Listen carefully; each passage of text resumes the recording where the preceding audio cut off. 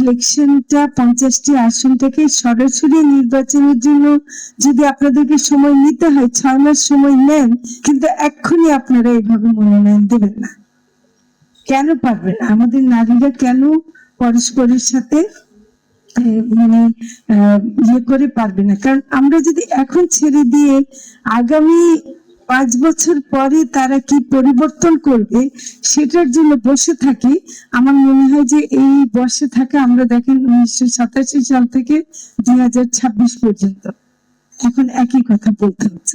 আমরা কি এই দাবি তুলতে পারি যে আপনারা দরকার হলে একটু অপেক্ষা করেন এবং সংসদে বসে যান, বসে সংবিধানকে ওই 65 ধারাটাকে সংশোধন করে আপনারা এটাকে সরাসরি নির্বাচন দেন।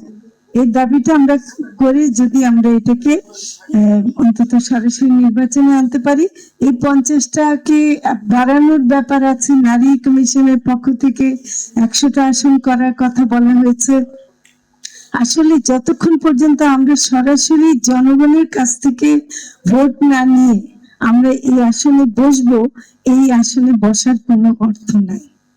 আমি অনেকের সাথে কথা বলেছি যারা নাকি মহিলা আসনে গিয়েছিল, আপনারা যাদেরকে কবিতা বা গান গাইতে শুনছেন তাদের বাইরে অন্যদের যে কি দুরবস্থা, কি যে বকা খাইতে হয়, মানে কোনো মতে একটু এলাকায় কাজ করতে চাইলে ওদের এলাকা বলেও তো কিছু নাই, ওদের জুরিসডিকশন কিছু নাই, তো কাকে রিপ্রেজেন্ট করে?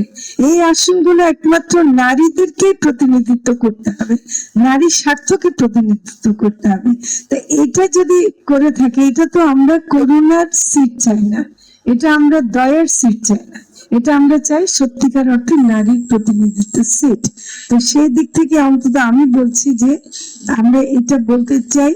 আমরা মামলা আগে করছিলাম, দরকার আবারও আমি মামলা করব, আমরা মামলা করব, কিন্তু আমার মনে হয় এমনি এমনি ওরা আমাদের কথা শুনবে না।